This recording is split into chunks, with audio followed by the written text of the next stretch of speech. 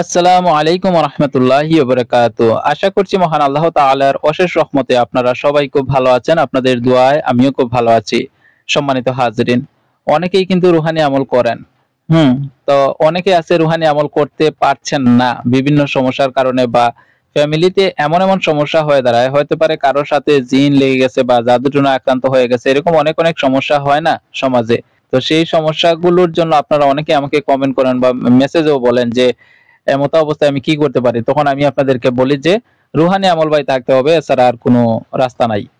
তো আমি কথাটা কিন্তু 100% সত্য। তবে আজকে আমি আপনাদেরকে একটা আমল শিখিয়ে দিচ্ছি। আপনার মনে করেন জাদু কাটতে যতটুকু রুহানি শক্তির প্রয়োজন আছে ঠিক ততটুকুই আপনার হবে ইনশাআল্লাহ। একটা জিনকে আটক করা থেকে শুরু করে ছেড়ে দেওয়া পর্যন্ত, বা যদি না যেতে চায়, তাকে আটক করতে পারবেন। যত পরিমাণ রুহানি শক্তিটার আপনার প্রয়োজন ঠিক ততটুকুই আপনার হবে ইনশাআল্লাহ রুহানি শক্তি। তবে এই দোয়াটা নিয়ম মাফিক পড়তে হবে যখন আপনি আমল করতে এই চিকিৎসা করতে যাবেন বা কারো চিকিৎসা করতে চান। তো এর আগে আপনি এই দোয়াটা পড়তে হবে আরকি। বুঝতে পারছেন বিষয়টা? আচ্ছা, তো এইখানে আরেকটা বিষয় হচ্ছে যে আপনার আগে থেকে ভাই নামাজ কালাম তো অবশ্যই ঠিক রাখতে হবে, তাই না? নামাজ কালাম ঠিক রাখবেন, সৎ পথে চলবেন, হ্যাঁ, মিথ্যা কথা বলবেন না, হারাম খাবেন না। এইগুলা আপনার বাধ্যতামূলক সব সময় থাকতে হবে ভাই। তো আজকের আমলটা কি? যখন আপনি চিকিৎসা করতে যাবেন এর আগে আপনি ভালো করে ওযু করে নিবেন।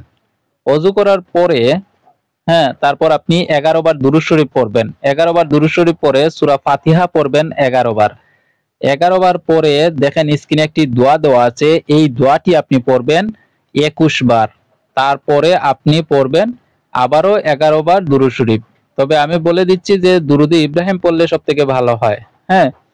তো এটা পড়ার পরে আপনি আপনার চিকিৎসা শুরু করতে পারেন। জাদু ধ্বংসের চিকিৎসা করতে পারেন, জিনের চিকিৎসা করতে পারেন। কোনো সমস্যা নাই। এই চিকিৎসাগুলো আপনি করতে পারবেন ইনশাআল্লাহ। আর যদি রুহানি শক্তি থাকে তাহলে তো থাকলোই, আর এটা পড়তে হবে না। তারপরেও আমি মনে করি যে এটা পড়াটা ভালো। প্রত্যেকটা কাজের আগে এই দোয়াটা যখন আপনি পড়বেন, যারা নতুন রয়েছেন তারা অবশ্যই ইনশাআল্লাহ কাজ করতে পারবেন। তো আশা করছি সম্পূর্ণ বিষয়টা আপনি বুঝতে পেরেছেন। আবার অনেকে হয়তো প্রশ্ন করতে পারেন যে ওই যে জিনের ট্রিটমেন্ট কিভাবে কাজ করব? তো এগুলোর জন্য অন্যান্য ভিডিওগুলো আপনাদেরকে দেখতে হবে। জাদুর চিকিৎসা কিভাবে করবেন, জিনের ট্রিটমেন্ট কিভাবে করবেন, এগুলো প্রত্যেকটা জিনিস আপনারা অন্যান্য ভিডিওগুলো দেখে বুঝতে হবে এবং শিখতে হবে। তো যদি তারপরেও না বুঝে থাকেন তাহলে অবশ্যই টেলিগ্রামে অ্যাক্টিভ থাকবেন। লিংক কমেন্টে এবং ডেসক্রিপশনে দেওয়া থাকলো। টেলিগ্রাম চ্যানেলে আসলে ১৩০০ প্লাস আমার সাবস্ক্রাইবার রয়েছে। সেখানে অনেকেই শিখছে, অনেক প্রশ্ন করছে, অনেক মুদাব্বিরগণও রয়েছে। আপনাদের অনেক উপকার হবে ইনশাআল্লাহ। তো সবাই ভালো থাকুন, সুস্থ থাকুন, আমার জন্য দোয়া করবেন। আসসালামু আলাইকুম ওয়া রাহমাতুল্লাহি ওয়া বারাকাতুহু।